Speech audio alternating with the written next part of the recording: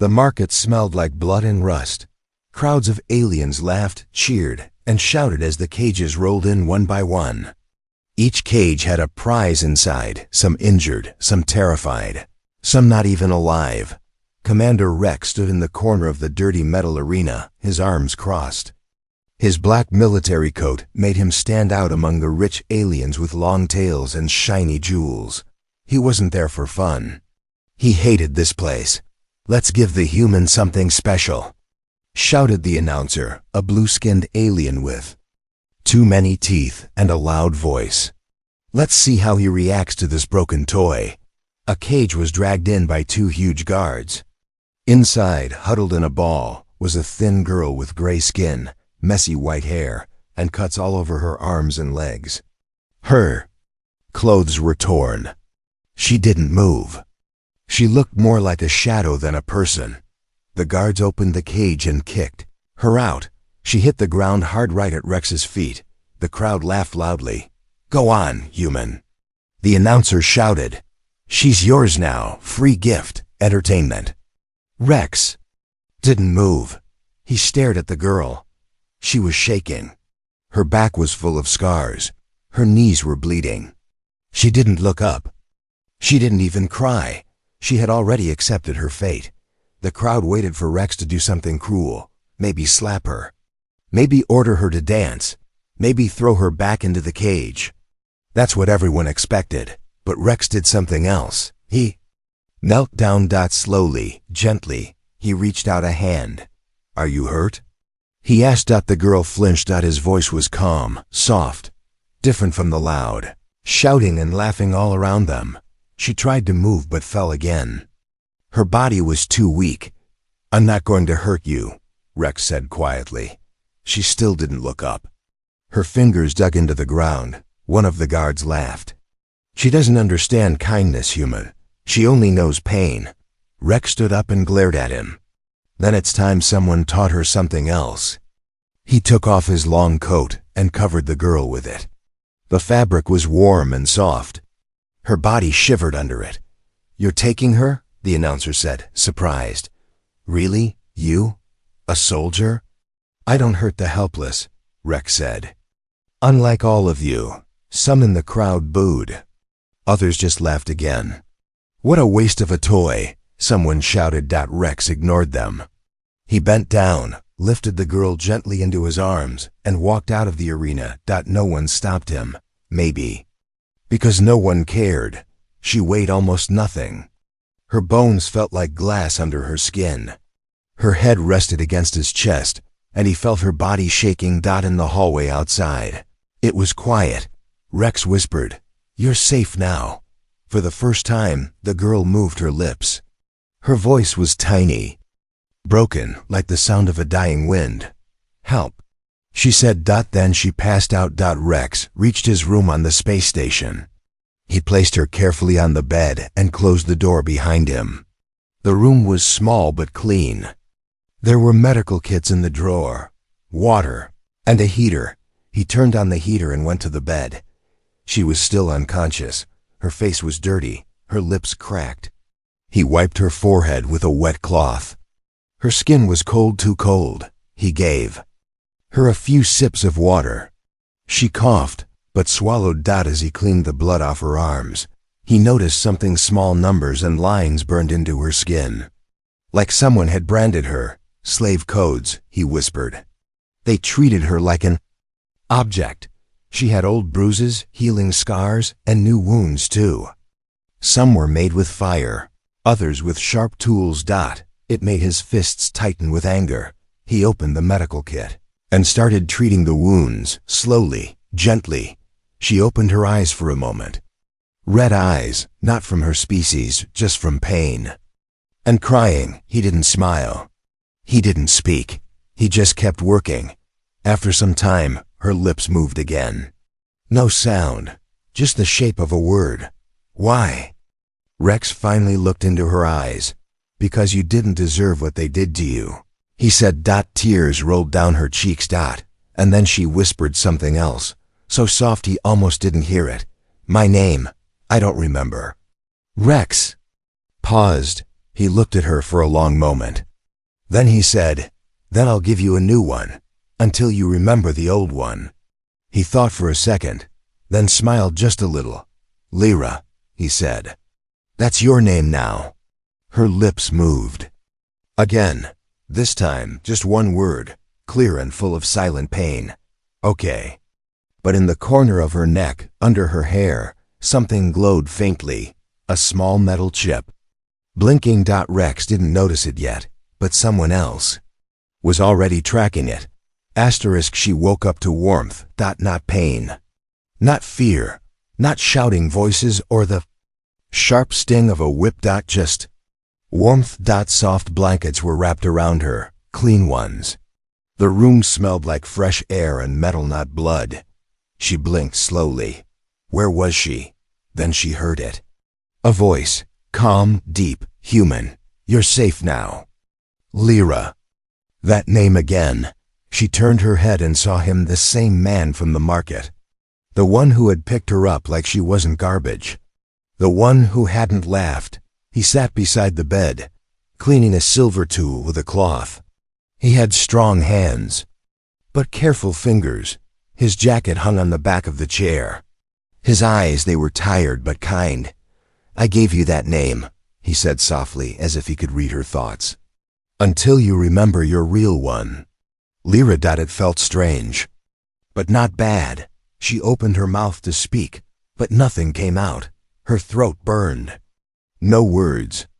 No voice. She reached up, touched her neck and froze. There was something there, a bump under her skin.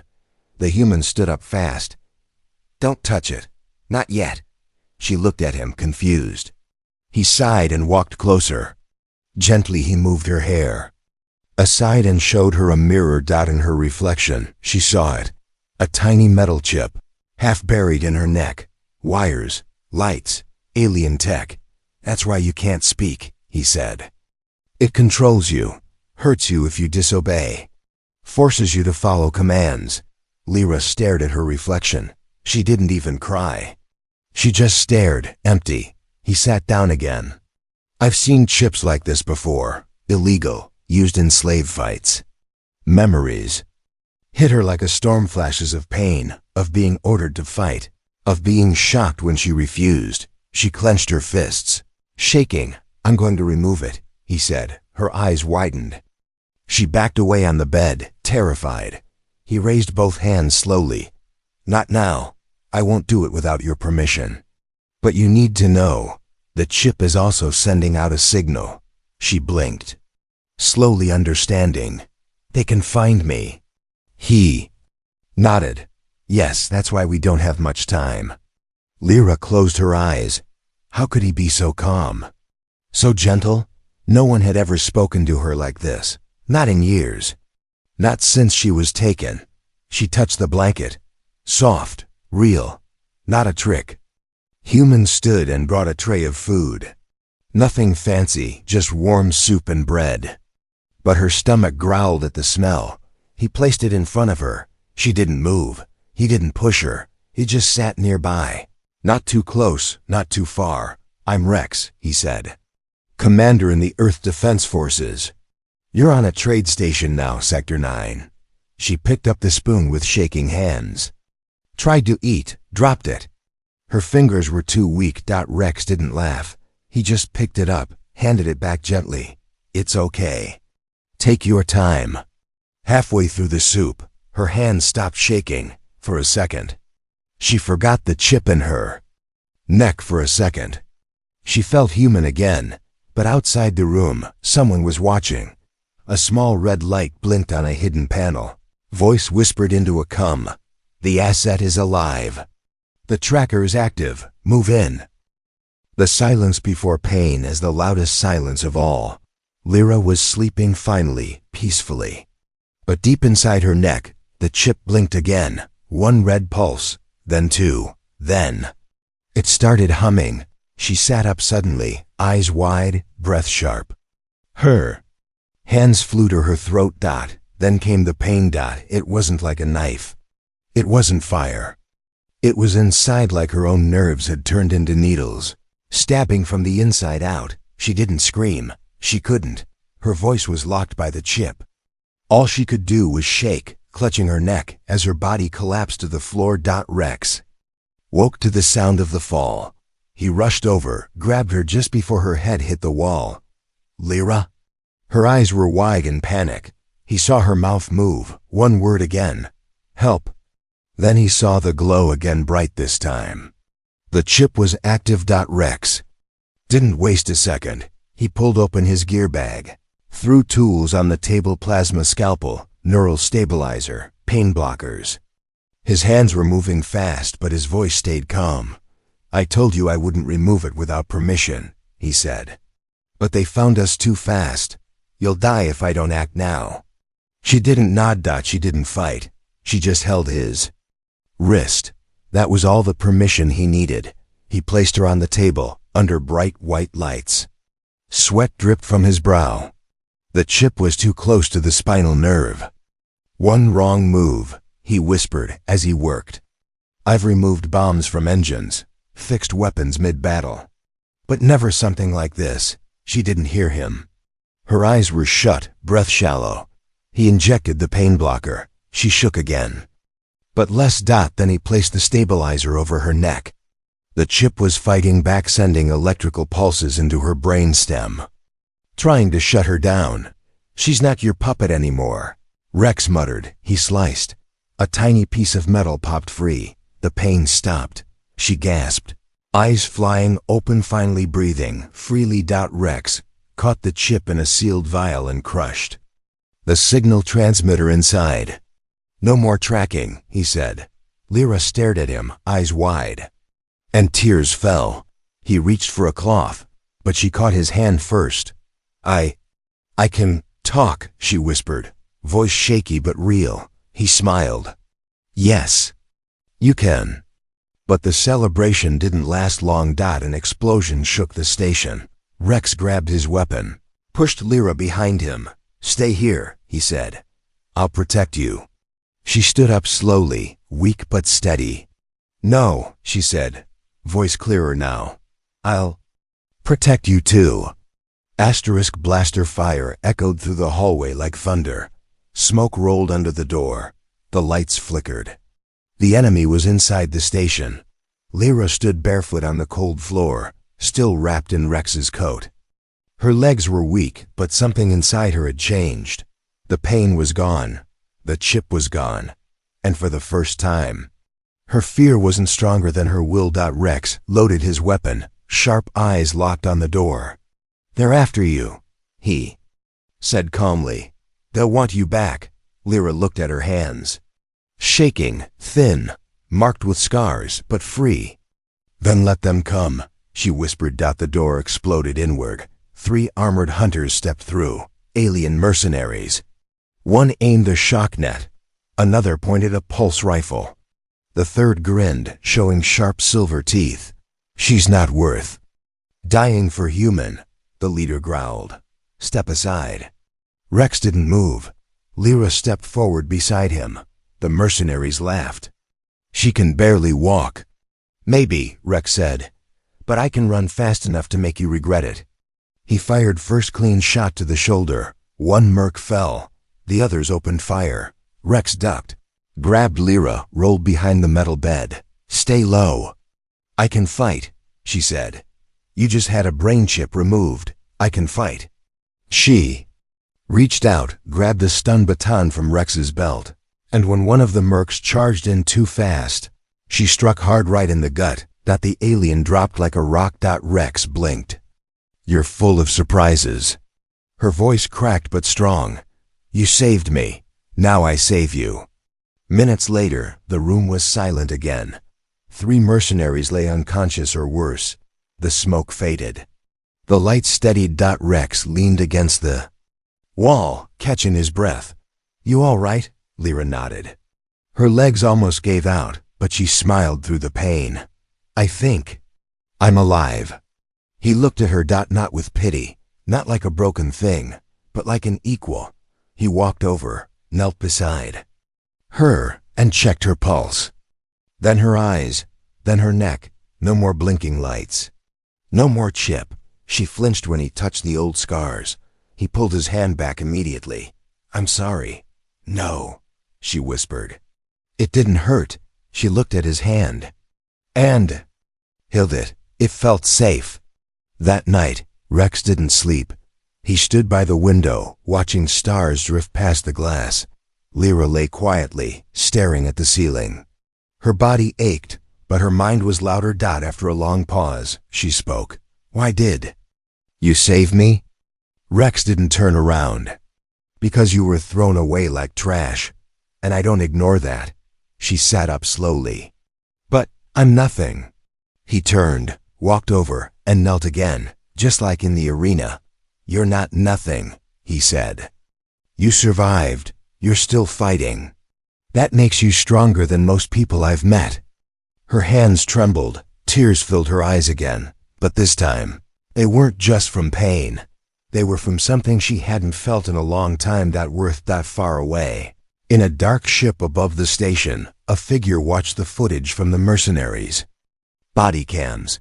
He zoomed in on Lyra's face, then on Rex's, and smiled. "Interesting," the voice whispered. "The human bonded with the asset. Let's see how far he'll go." For her. The space station alarms were still ringing when they ran. Not walked. Ran. Rex held a pulse pistol in one hand and Lyra's shaking hand in the other. Behind them, red lights flashed on every wall. Unauthorized escape. Target, Lyra, use deadly force. The entire station had turned into a trap. They reached a maintenance tunnel. Rex slammed the door shut behind them and sealed it with his ID chip. Lyra fell to her knees, breathing hard. Her legs weren't ready for this. But she hadn't let go of his hand, not once. Rex crouched down beside her, pulled a small oxygen mask from his pack and held it to her face. "Breathe, just breathe," she nodded. No words. Just trust. 5 minutes later, they reached a forgotten docking bay. Rusted, dark, quiet. Rex's old ship, the Dust Raven, sat there like a wounded animal.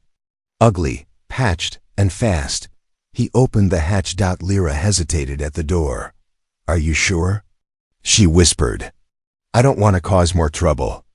Rex looked at her, his face serious, calm, kind. "You're not trouble," he said. "You're worth the fight." The ship roared to life. As they launched into the stars, enemy ships started chasing. One warning shot passed near their hull. Then another. "Hang on," Rex said, gripping the controls. Lyra held tight to the seat. Her eyes wide, heart racing. The ship jerked to the side, diving through an asteroid field. Alarms screamed. Rex grinned. "This thing may look ugly, but she's faster than she looks." But in the co-pilot seat, Lyra wasn't afraid, for once. She felt alive. Hours passed.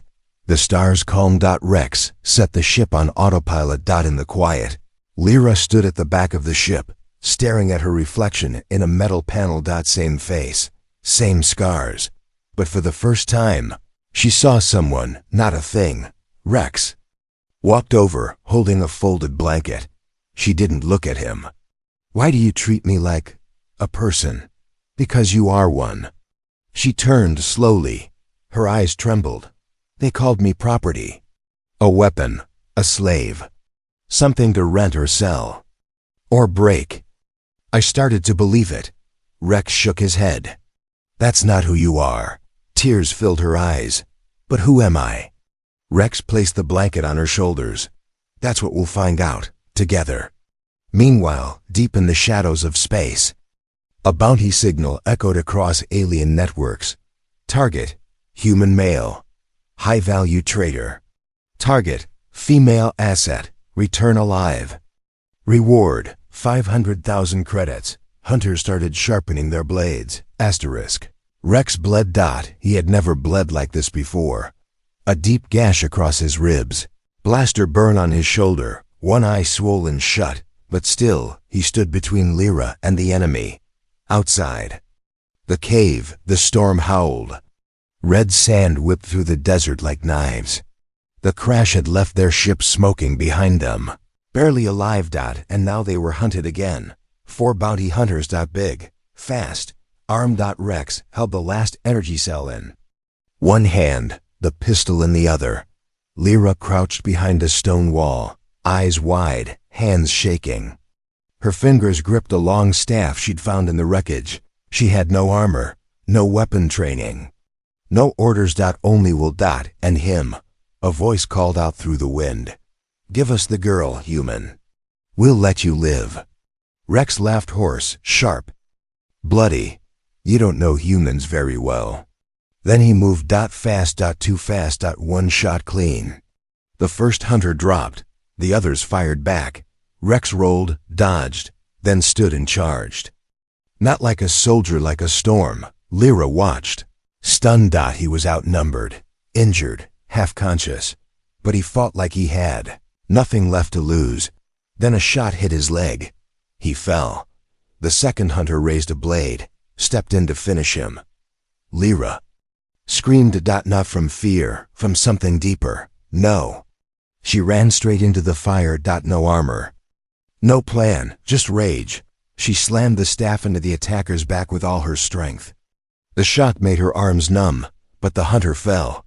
Rex looked up, shocked. Lyra stood over him, chest rising and falling, eyes glowing with something new. She was not the girl who shook in cages anymore. She was something more. Together, they fought. Side by side.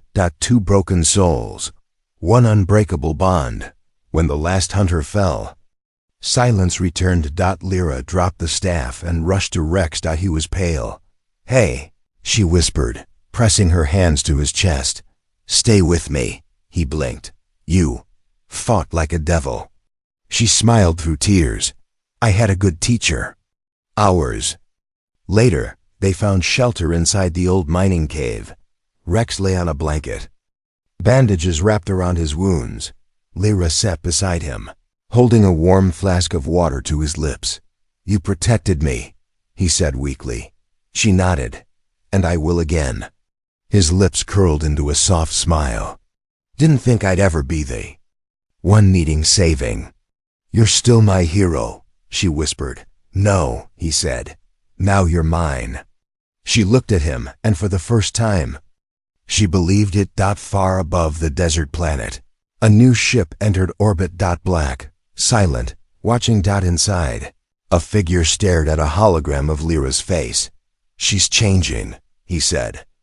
Becoming something dangerous. He pressed a button. Prepare the cage. Lyra stood alone on the desert cliff. Wind blew through her white hair. The twin suns were rising, painting the sky in gold and fire. Her eyes were locked on the black ship above, hovering like a shadow, waiting to take her back. They had come for her. Not for the bounty, not for revenge, but for control. They didn't want the broken girl anymore. They wanted what she had become. Behind her, Rex lay inside the cave, unconscious. His wounds had reopened during the night. Fever burned his body. The med kit was nearly empty, and the black ship had sent a message. Come alone. If you resist, the human dies. Lyra looked down at the small vial in her hand. A final stim dose. Enough to wake Rex. Enough to help him fight one more time. But if she used it, he might die in the battle. If she didn't, he'd die anyway. Tears slid down her cheeks. She thought she was free. But now, she had to make the choice no one ever made for her, to run or to stand. She walked into the cave, sat beside him, watched his chest rise and fall slow. Weak. You once told me I was more than a weapon, she whispered. You saw me when no one else did. You didn't touch my body, you touched my soul. She looked at the STIM. Then at him. She injected it into his arm. His eyes snapped open. He gasped. Lyra, I'm here. He tried to sit up. You have to run. She shook her head. No more running. The cave entrance lit up blue searchlights from the black ship. Steel feet hit the ground. 4 armored guards stepped through. The dust. Rex tried to stand, wincing. We fight. Lyra stood in front of him. No. He froze. I fight, she said. She stepped forward alone. The guards surrounded her. But she didn't shake. The leader approached, cold eyes scanning her. "You've changed." She stared straight into his face. "I chose to. You were built to obey, then destroy your design." The leader raised a pulse weapon. Before he could fire, Lyra moved, faster than she ever had. 1 hit -2 -3 in seconds. 2 guards were down. The other 2 ran. The leader fell to his knees, shocked. "You would choose a dying human over power?" She leaned down, face inches from his. "I would choose freedom." The black ship exploded behind her. Rex had used the last of his strength to crawl to the controls and fire one last round into its core reactor. The sky lit up. Flames danced in her eyes. Later, as they sat in the back of the Dust Raven, tired, bruised, alive, Lyra rested her head on Rex's shoulder. "I'm not property," she whispered. "No," he said. "You're my equal." She smiled, not because she was safe, but because she was finally herself. Across the stars, stories began to spread. Not about war, not about power, but about a human who healed a broken alien girl. And about the girl who learned to fight for both of them.